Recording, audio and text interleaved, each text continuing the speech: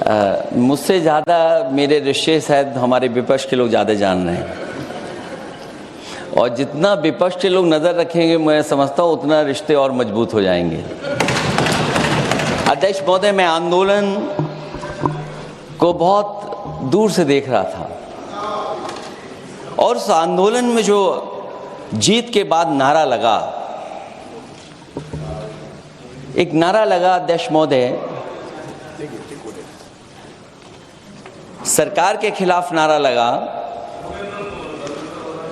कि सरकार को ये अहंकार था कि सरकार झुकती नहीं है, लेकिन उन्हीं नई पीढ़ी के लोगों ने ये वो नारा दिया कि झुकाने वाला चाहिए, सरकार भी झुकती है, और सरकारों को झुकाना भी नौजवानों को आता है। सरकार झुकी और स्वीकार किया उन्होंने। जो करोड़ों नौजवान जो मांग कर रहे थे कि सबसे पहले जो मंत्री जी हैं वो इस्तीफा दें, और बिंदु दूसरे अलग हैं जो हम लोगों को जानकारी में मिल रहा है। अध्यक्ष महोदय, सरकार हर विषय पे स्वीकार किया है, लेकिन पता नहीं अध्यक्ष महोदय ये बात समझ में नहीं आ रही है कि सदन में उन आश्वासनों को क्यों नहीं रख रही है सरकार, जो सहमति बनी है। और उसके बाद अध्यक्ष महोदय, हम लोगों ने देखा कि जब मंत्री जी लौटे हैं, मंत्री नहीं रहे, उसके बाद सदन के बाहर उनका स्वागत किया गया।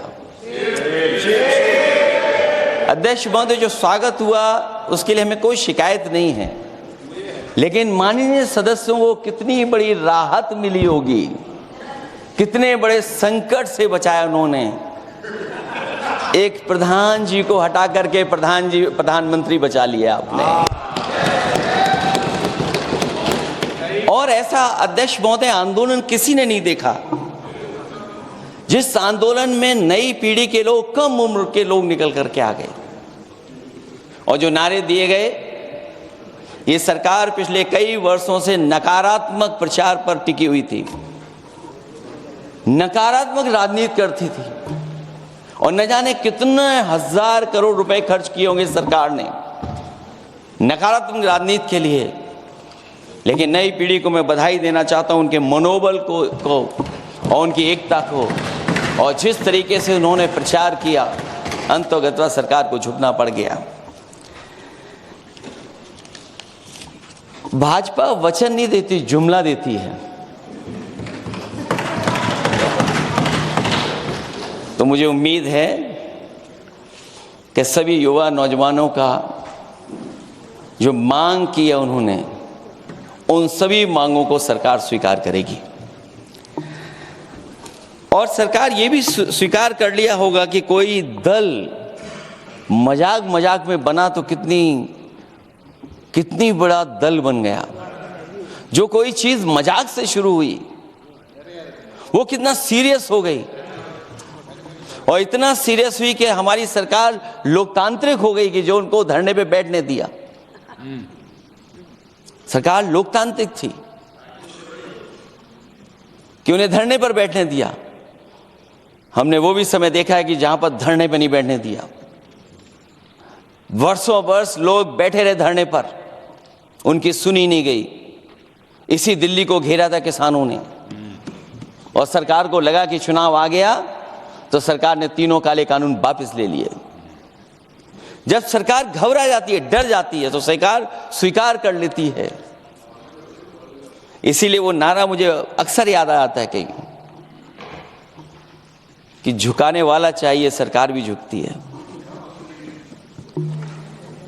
जो विषय लाया गया है कि prevention of unlawful means act, सरकार को कम से कम ये बताना चाहिए था कि 2024 में जब ये लेकर के आए थे तो आज 2026 में कैसे पेपर लीक हो, और केवल गिनती के 1-2 पेपर लीक नहीं हुए हैं। ये ऐसा आंदोलन रहा जिसमें माँ बाप और नई पीढ़ी के लोग सब जुड़ गए। अगर हम ये माने कि 20 लाख बच्चों ने परीक्षा लिखी थी और उनके घर परिवार के सदस्यों को हम इसमें जोड़ दें, दादा दादी, माँ बाप और परिवार का कोई सदस्य, तो 5 लोग प्रभावित थे,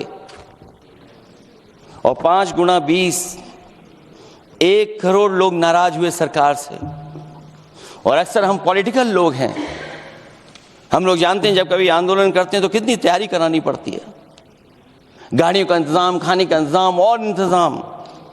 लेकिन ये पहला आंदोलन देखा कि जिसमें माँ बाप भी जुड़ गए और कहा कि जाओ बच्चों आंदोलन करो, हम आपके साथ हैं। ये पहला आंदोलन ऐसा देखने को मिला है।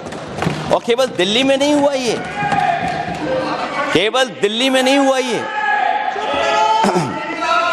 अगर ये बात गलत है, अगर ये बात अध्यक्ष महोदय गलत लग रही है तो देश के होम मिनिस्टर साहब को ले आइए, वो सब एक्सप्लेन कर देंगे।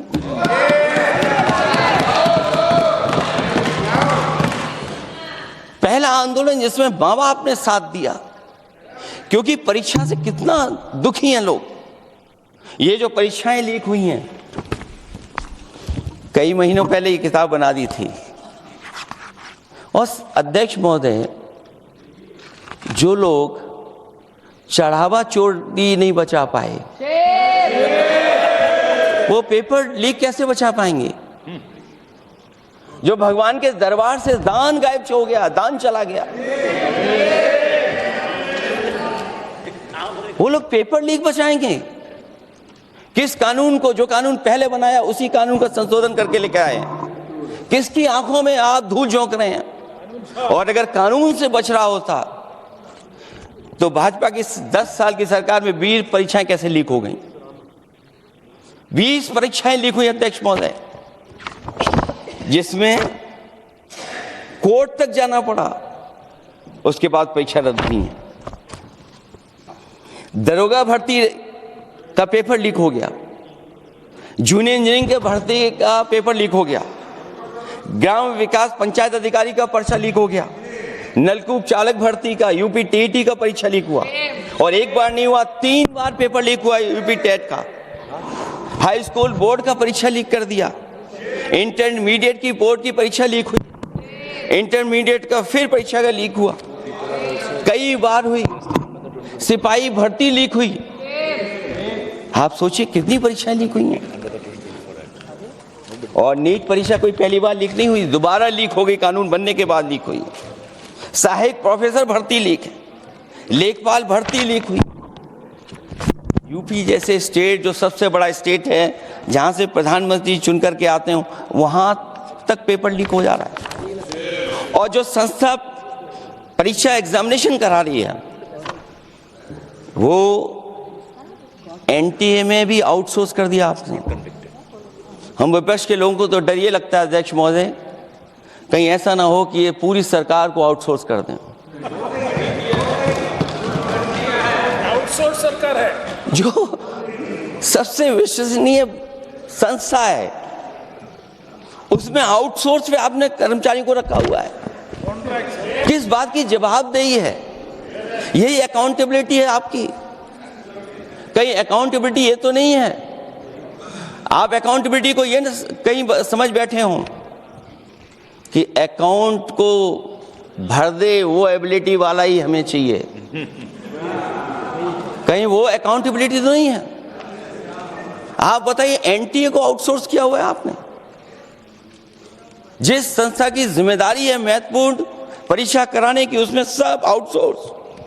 और ये सच कहा कि कांग्रेस पार्टी के माननीय सदस्य ने मांग की है कि वो हम लोगों को पता होना चाहिए आखिरकार कौन लोग थे जो आउटसोर्स होकर के बैठ करके परीक्षा में इस तरह की घोटाला कर रहे थे। आखिरकार जवाबदेही क्या है, किसकी थी? और फिर केवल नीट की परीक्षा की बात करें और परीक्षाओं की बात करें, अगर हम अध्यक्ष महोदय, जब से सरकार बनी है तब से सरकार की कोशिश रही है कि शिक्षा, परीक्षा और यूनिवर्सिटी का ताना बाना पूरा ध्वस्त हो जाए, उसको एक रंगी बना दें हम, उसमें अंडरग्राउंड अनरजिस्टर्ड लोग शामिल हो जाएं। ये पिछले जब से भारतीय जनता पार्टी की सरकार आई है तब से हो रहा है। और फिर शुरुआत कहां से होती है? क्योंकि आप नहीं चाहते कि देश के गरीब लोग पढ़ें लिखें, आगे बढ़ें। सरकार ने सबसे पहले हमला किया प्राइमरी स्कूल पर, और प्राइमरी स्कूल कितने बंद किए हैं आपने? जहां से बच्चे की शिक्षा की यात्रा शुरू होती है। एक गरीब परिवार का बेटा, बच्चे कहां से पढ़ करके निकलते हैं? सबसे पहले प्राथमिक शिक्षा सरकारी स्कूलों से पढ़ करके निकलते हैं। हमारे बहुत सारे माननीय सदस्य होंगे, वो उन्हीं प्राथमिक विद्यालयों से पढ़ करके आज इस सदन तक पहुंचे होंगे। आपने सबसे पहले स्कूलों पे हमला किया, और प्राइमरी से लेकर के नौकरी तक पे आपने हमला किया है।